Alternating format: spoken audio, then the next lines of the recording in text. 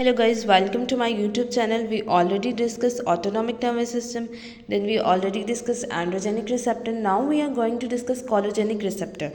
कॉलोजेनिक receptor जो है, जो कि हम पहले से सिंपैथिक पैरासिम्पैथिक की बात कर रहे हैं कि क्या क्या उसमें फंक्शन हो रहे हैं। तो कॉलोजेनिक रिसेप्टर में आपको पता ही होगा दो चीज़ें हो रही होती है, और कॉलोजेनिक रिसेप्टर ने एसिटोकाइनिन रिलीज़ करना है, जिसके रिसेप्टर कौन कौन से हैं, मस्क्रीनियन, निकोटीन। और एक्टिवेट कौन सा सिस्टम होना है हमारे पास, पैरासिम्पैथिक। अगर आपने पहले वाली वीडियोज़ नहीं देखी तो पहले जाके वो देख ले, ताकि डिटेल कॉन्सेप्ट आपको समझ आ सके। कॉलोजेनिक रिसेप्टर, मस्क्रीनियन रिसेप्टर, निकोटीन रिसेप्टर होते हैं। देन इसके बाद अगर इसके रिसेप्टर की बात करें, जैसे हमने उधर भी डिस्कस किया, अल्फ़ा बीटा होता है, alpha 1 beta 1, beta 2 beta 3, we already discuss this. Now muscarinic में 4-5 रिसेप्टर्स होते हैं, ठीक है।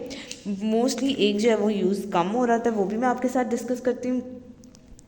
अब इसमें क्या है कि हमारे पास रिसेप्टर आ रहे हैं। M1 जो होता है ये गैस्ट्रिक पेटाइल सेल्स में होता है, 2 कार्डिक सेल में या स्मूथ मसल में होता है। M3 जो होता है ये ब्लेडर में हमारे एक्सोक्राइन ग्लैंड्स या स्मूथ मसल में होता है। M1 और M5 जो होता है मेटाटोरिक, सेकेंड मैसेज एंडिलिन, सिक्सलेस और फास्फोलाइपेज सी। जो हमारे पास M4 और M5 आता है ये मोस्टली यूज़ नहीं होता है, not in common use, rarely use होता है, जिसकी वजह से इसका इधर जिक्र नहीं किया गया। और ये आपने याद रखना है कि M4 और M5 कम यूज़ हो रहा है। M1 कहाँ पे प्रेजेंट है, M2 की लोकेशन कहाँ पे, और M3 ब्लेडर में, ये लोकेशन याद रखना इंपॉर्टेंट है। देन इसके बाद निकोटीन की बात करें तो हमारे पास निकोटीन रिसेप्टर जो हमारे CNS में होता है, adrenal medulla, autonomic ganglion and neuromuscular junction. CNS में होंगे, ठीक है। एड्रेनल मेडुला किडनी से, ठीक है, जैसे हमें ऑलरेडी पता है किडनी से आया, मेडुला वहाँ से एपिनेफ्रिन, नॉन एपिनेफ्रिन बनता है। ऑटोनॉमिक गैंग्लियन की बात कर ली। देन इसके बाद न्यूरोमस्कुलर जंक्शन में प्रेजेंट है। देन उसके बाद आता है TMG, समटाइम डिस्टेंट अदर, जैसे न्यूरल। जो हमारे पास एन होगा वो न्यूरल मतलब गैंग्लियन या CNS में, और M जो स्केलेटन मसल में। अगर यहाँ पे मैं एक आपको डिटेल कॉन्सेप्ट एक और बात का दूँ, आपने पढ़ा होगा एसिटोकोलिन, जो हम डिस्कस कर रहे हैं पैरासिम्पैथिक सिस्टम में, जो प्रीवियस वीडियोज़ में भी we have discuss already, what is parasympathetic system, what is its function, everything we have already discuss, ठीक है। अब हमने पढ़ा कि एसिटोकोलिन 2 फंक्शन रखता है, ये हम बचपन से पढ़ते आ रहे हैं, एक एक्साइटेटरी और इनहिबिटरी। कब एक्साइटेटरी रखता है, कब इनहिबिटरी रखता है, ये इंपॉर्टेंट बात है, और यही आगे आपके लिए कॉन्सेप्ट हेल्पफुल साबित होगा। एक्साइटेटरी फंक्शन ये तब रखता है जब स्केलेटन मसल यानी मस्कुलर स्केलेटन पे इसने एक्ट करना है, तो एक्साइटेटरी फंक्शन रखना है।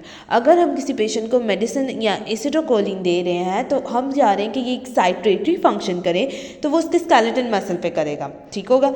हम चाह रहे हैं इनहिबिशन करें तो वो पैरासिम्पैथिक सिस्टम होगा, ठीक है। Parasympathetic is for inhibition, while excitation there is a skeleton muscle. Then इसके मैकेनिज्म ऑफ एक्शन की हम बात कर लेते हैं। They are receptor in addition to binding with acetylcholine also recognise nicotine but show only weak affinity for muscarinic. Binding of two acetyl molecule electric conformation changes that allow the entry of sodium ion resulting in the depolarization of effector cell. Nicotine at low concentration stimulate the receptor and a high concentration block the receptor. Nicotine क्या है, nicotine जो है वो हमारे पास excitatory के तौर पे काम कर रहा है। निकोटीन कहाँ से मिलता है, सिगरेट का जो धुआं होता है उसमें निकोटीन होता है।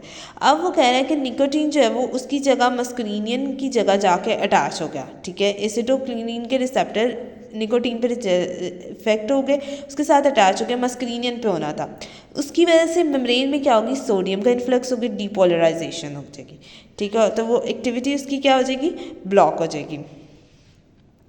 देन देखो कॉलोजेनिक direct acting, indirect. Direct acting synthesise की डायरेक्ट, नेचुरल अल्कोलाइड्स, रिवर्सिबल और रिवर्सिबल इनहिबिटर जो वापस ना आ सके, इरिवर्सिबल जो वापस ना आ सके, रिवर्सिबल जो वापस आ सके, अपनी ओरिजिनल स्टेट में आ जाए।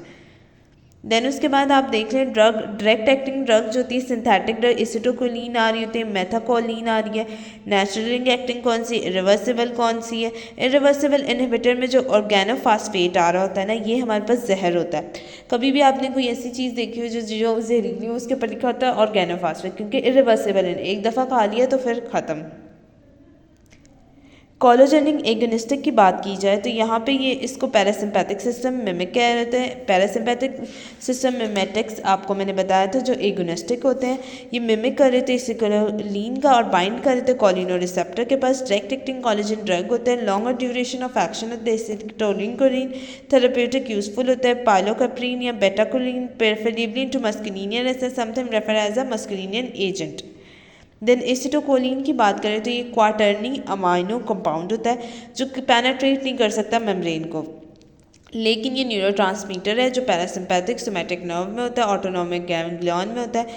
Importance because of multiple action leading to diffusion effect and is rapidly inactivate when कोलेजेनिक एस्टरेज आता है तो वो इनएक्टिव हो जाता है। तो ये पेनेट्रेशन जो है वो मेम्ब्रेन में नहीं कर सकता, लेकिन एक्टिविटी तो अच्छी करता है, इसकी वजह से एसिटोकोलिन हम यूज़ कर रहे होते हैं। मस्कुलिन निकोटिनिक एक्टिविटी होती है।